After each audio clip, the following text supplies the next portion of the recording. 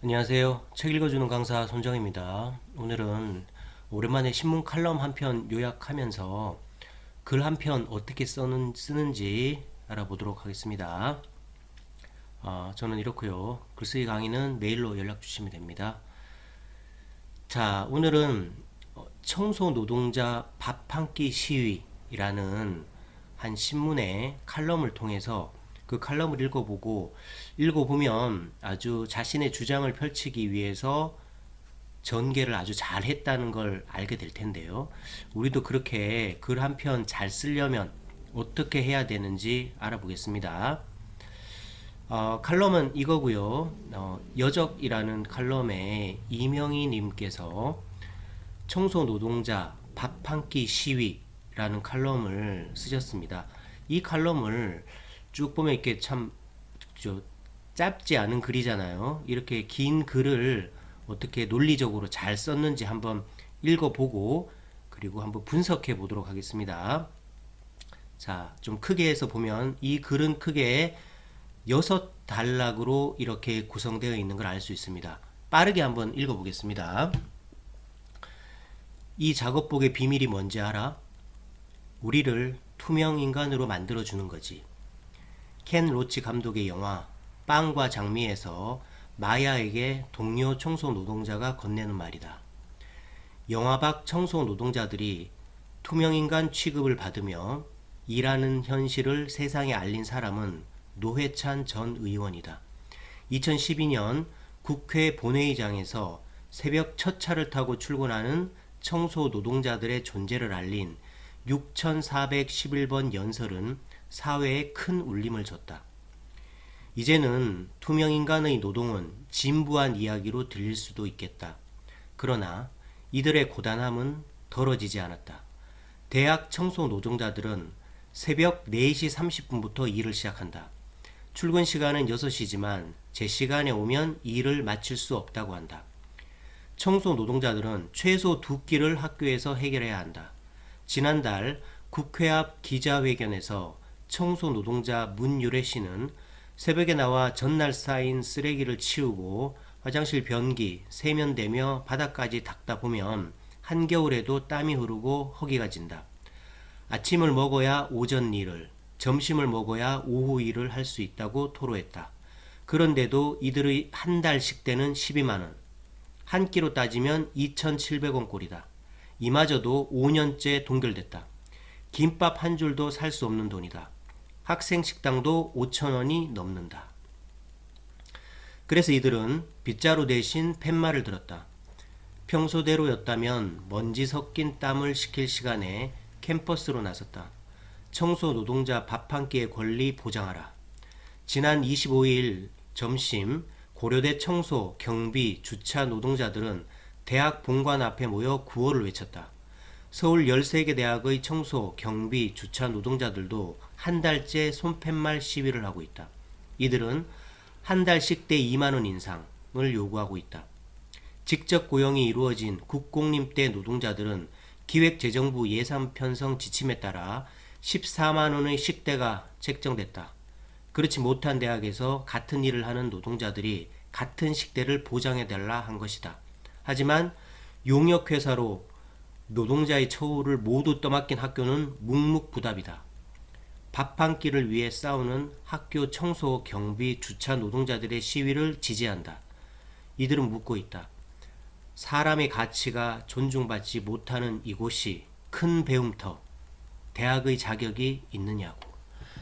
자, 한 편의 칼럼을 읽었습니다. 자, 일단 읽고 나니까 좀 씁쓸합니다. 일단은 그죠? 이분들이 이런 처우를 받고 있다는 걸 이제 이 칼럼을 통해서 우리가 알게 됐고, 한 끼 2,700원을 지금 받고 있는데 그게 한 달에 12만 원인데 이렇게 시위를 하는데도 요구하는 거는 고작 2만 원 인상입니다. 근데 이거를 요구하는데도 지금 받아들여지지 않고 있네요. 이걸 읽어보니까 참 일단 씁쓸한 마음이 들면서 마지막에 이 저자가 쓴 주장, 나는 이 시위를 지지한다.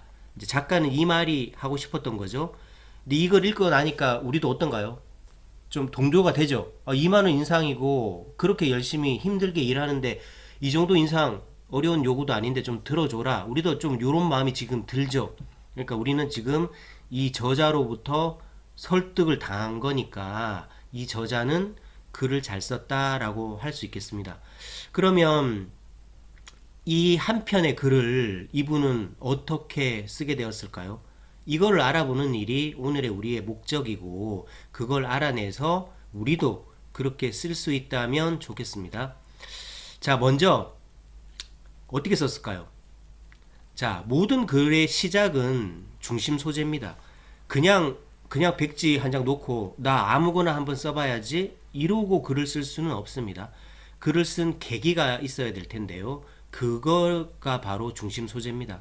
이분이 대학 청소 노동자들의 시위를 접했겠죠.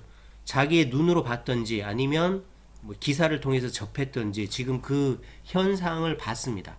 현상을 보고 나니까 그냥 아 그렇구나 이래버리면 이제 글은 또 안 되는 거고 현상을 봤을 때 그 현상에 대해서 자신의 생각이 있어야 되는 겁니다.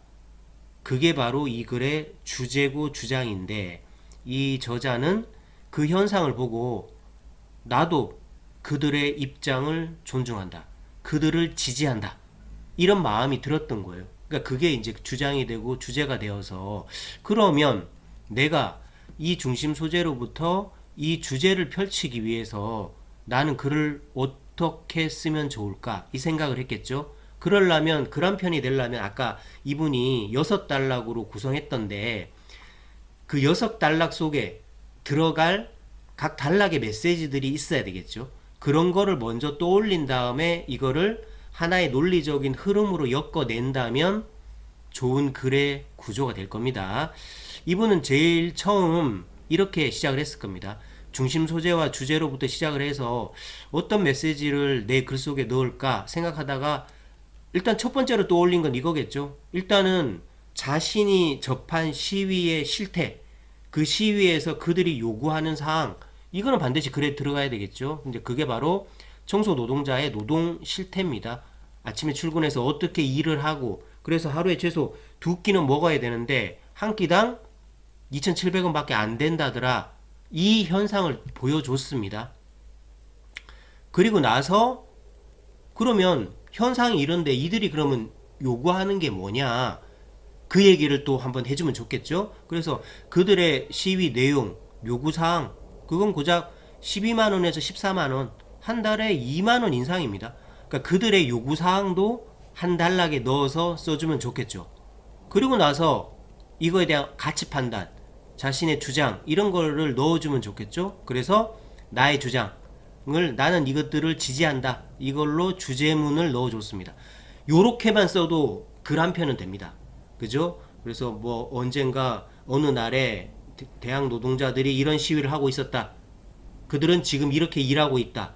그런데 그들은 고작 한 끼에 2,700원밖에 못 받는데 이걸로는 김밥 한 줄도 못 사 먹는다. 그래서 그들이 요구하는 거는 12만원에서 14만원으로 2만원 인상하는 거다. 그런데 나는 이거를 지지한다. 그러니까 좀 이들의 요구를 좀 들어줘라. 이 얘기를 한 거잖아요. 그죠? 그러니까 요렇게만 해도 글은 됩니다. 근데 이거를 좀 더 설득력을 높이고 글맛을 살리기 위해서 전반부에 도입이 있으면 좋을 거잖아요. 그래서 이분은 도입을 이걸로 했습니다. 처음에 읽었을 때 화제 제시, 그러니까 화제란 이 글이 뭐냐, 이 글의 주된 글감이 뭐냐, 내가 할 말이 뭐냐, 그거잖아요. 이거를 영화 속 대사, 아까 뭐였습니까? 이 작업복의 비밀이 뭔지 알아? 우리를 투명 인간으로 만들어주는 거지. 이건 뭔가요? 사람들이 청소 노동자들은 다들 별로 존중하지 않잖아요. 그러니까 청소 노동자들이 지금 현재 사람들로부터 어떤 대우를 받느냐, 사회적 인식을 이 대사 한마디로 딱 보여주면서 글을 시작을 했습니다. 근데 이렇게 시작을 했다면 이 대사가 어디서 나왔는지 설명해 주면 좋겠죠. 그러기 위해서 화제에 대해서 설명했습니다. 그래서 이 대사는 이 영화에서 나왔다 이제 해주고, 근데 이 영화는 이제 외국 얘기잖아요. 그러니까 외국의 얘기인데 그러면 우리나라에서는 이와 비슷하게 이게 이야기거리가 된 게 언제가 있었냐 하니까 6,400 6411번 버스의 국회 연설에서 우리나라도 이런 일이 있었다. 근데 그게 벌써 10년도 더 지난 일이다. 그래서 진부할 것 같지만 아직도 변한 건 없다. 그래서 문제 제기를 해준 거예요.